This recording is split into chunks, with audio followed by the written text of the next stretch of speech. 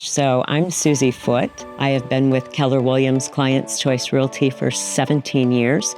I've been a licensed realtor here along the Front Range of Colorado since 2004. Specializing in residential real estate, I also do commercial land and some other things as well. So in my first career, this is actually my second career. My first career, I spent 20 years in the high-tech telecommunications and the exciting.com periods. And my responsibility in that industry was in relationship management, really. I was in sales and sales management for a very long time. I called on only Fortune 100 companies. I was responsible for the executive level leadership relationships so that we could serve companies with providing the infrastructure that they needed in order to run their businesses. Well, now, listen, years ago, this was even before my time, they had the books. They had the sheets printed out, and you would need a realtor to even find the house.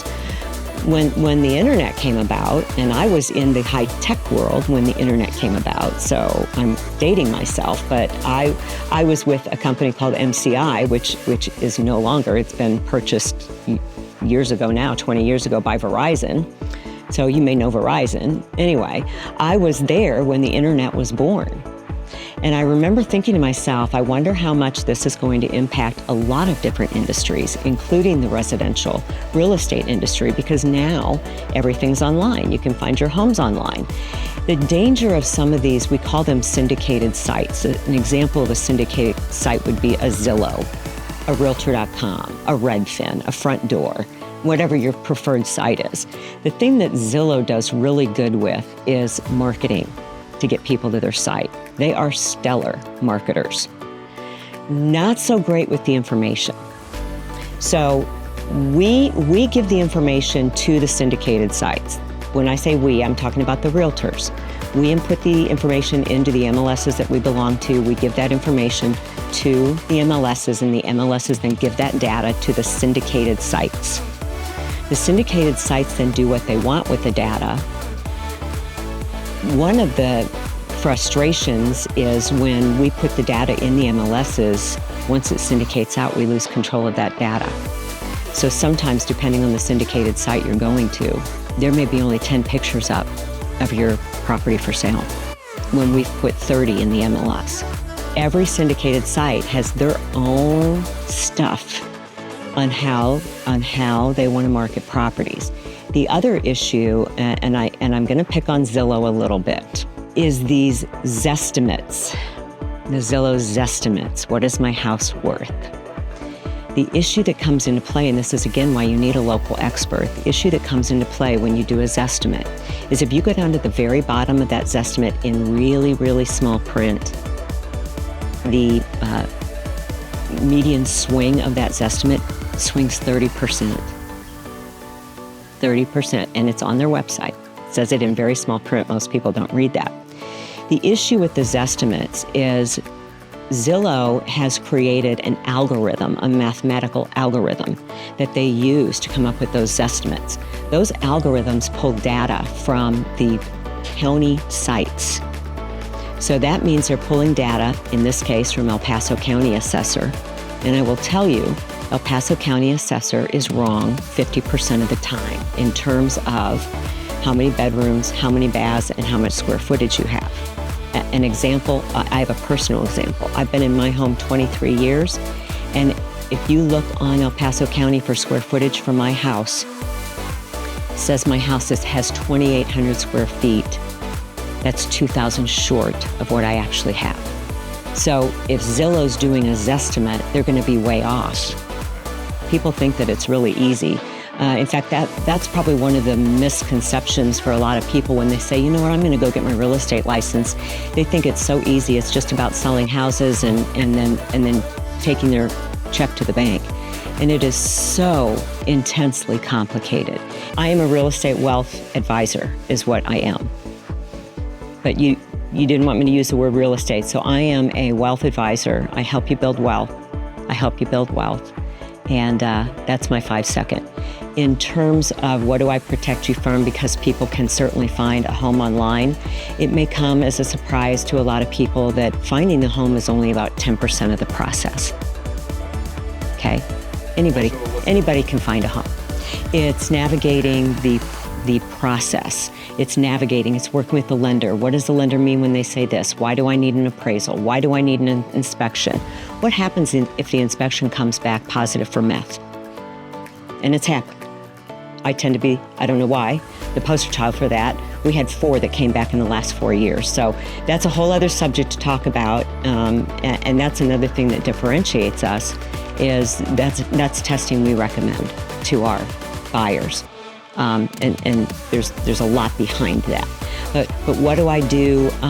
What do I do with these contracts? They're 24 pages long now. I have no idea what paragraph 19.2 means. How does it impact me? So navigating the entire process. Finding a house is easy. It's everything else.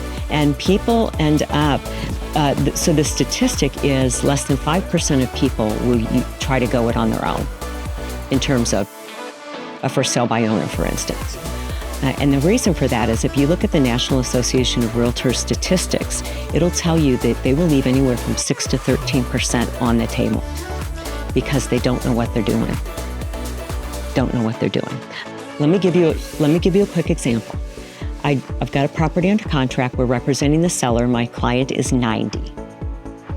Buyer's done the inspection, came back that there was hairline cracks and stucco, which, by the way, is common. That's just part of this climate. It's a non-issue. Because of that, and the buyer's moving from out of state, the buyer asked for a $10,000 concession.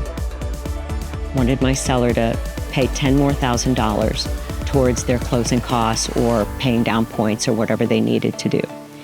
If you're with an agent that doesn't understand that hairline cracks and stucco is normal, and that doesn't understand how to stand up for their client, they're going to have you pay $10,000 extra.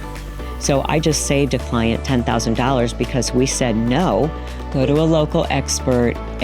Listen, real estate has always been a local industry. And I would say right now in the markets of 2025 and 2026 so far, it's even a hyper-local. And when I say hyper-local, I'm not just talking about hyper-local to the neighborhood. It can be hyper-local to the house, okay?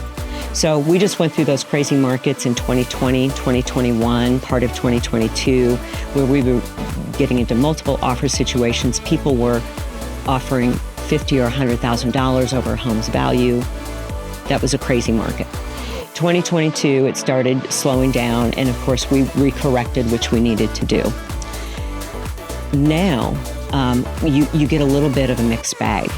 So there's properties that have been sitting on the market for a long time. Generally, if a property has been sitting on the market for a very long time, it's going to have to do with their condition and their price. Plain and simple. They're overpriced for the market. However, we just got into a multiple offer situation last weekend on $1 million house, and we lost it. Our buyers did not win the bid. We bid full price, and we lost the bid. So here we go again. What is happening? So when I say hyper-local and even hyper-local to the house, that's what I mean. There's some houses, there's no rhyme or reason right now. It's what I call a fickle market. There's some houses that are sitting, and there's science behind why they're sitting. So there's, when you've been in the business as long as I have, pricing is a little bit science, which is the data that we pull out of the internet, but it's a little bit art, which is, what does my gut say? I've done this for a long time. Having been in the business for so long, I've got a number of specialties that I've focused in over the years. One that is very near and dear to my heart is working with seniors in this community. Believe it or not, a lot of people don't realize that Colorado Springs is in the top 10 for retirement destinations here in this country. And so we have a lot of retirees, we have a lot of older people. Some of those older people haven't transacted real estate for many, many, many years. It's a very special thing. It's a different way that we work.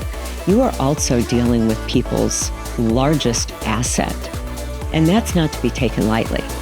Many people's largest asset, I should say, certainly in the luxury market with some of the people that I work with there, it's not their largest asset, but it's a large asset. And so, you take that fiduciary responsibility very, very seriously. And there's plenty of agents that don't. And that's why I say, to be of the 5,600 agents here in Colorado Springs, to be in the top 250, I'm proud of that. And I continually educate myself so that I can stay up. The industry's moving quickly. Certainly, just speaking of AI, for instance, AI is going to change a lot of things, some for the good and some for the not so good. And so I think the one main thing in this business, in real estate, in helping people move on, right? My tagline for my real estate business is because life moves you, and life does move people. And I just think that the AI is going to have some blessings in it, and in some things, some curses. And I think being on top of that and really watching out for it. I don't think the industry is ever going to be replaced by computers. I don't think it's ever going to be a door open only industry. You've got to have the knowledge, and I think it's going to be really incredibly hard for AI. AI could probably get the knowledge they need, but they're never going to get the authentic connections with people that so many people desperately need. When we do a regular consult for sitting down to talk to someone for the first time about selling their home, most age groups that takes about 45 minutes. With my seniors, that can take 3 hours, because a lot of what we're talking about is answering the question, how are you really? And really how they're doing is they're flogged with health issues. They've got financial concerns. They don't know where they're going to live. They don't know if their money will last them. There's a lot of things that we deal with.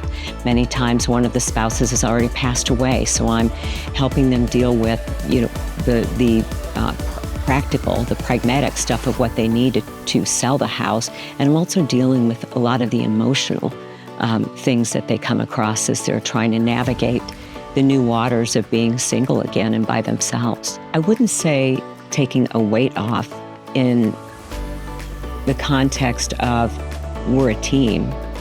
I still talk to you. The ultimate decision is yours.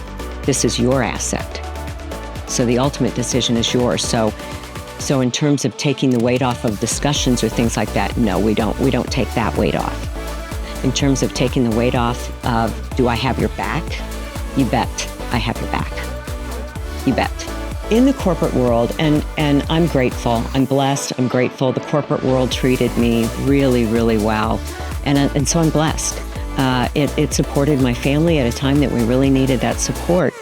And I did build authentic relationships within that business, although they were business relationships. Mm-hmm. What I thought initially when I went into the business after getting my license was that I would naturally gravitate towards the commercial side of the business, because those are much larger contracts.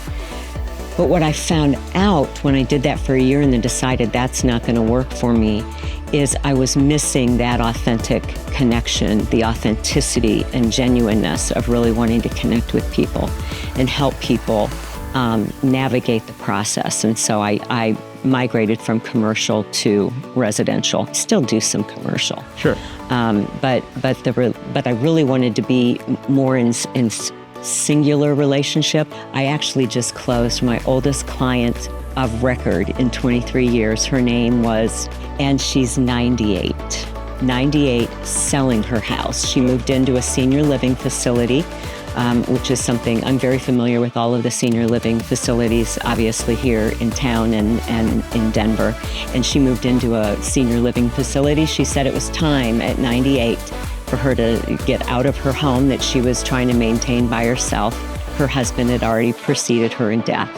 And so we got the wonderful opportunity to serve Tootie, and it was so much fun and so joyful. It's not about the accolades. I appreciate everybody's interest in wanting to give an award or an acknowledgement, and we certainly have gotten those in the state.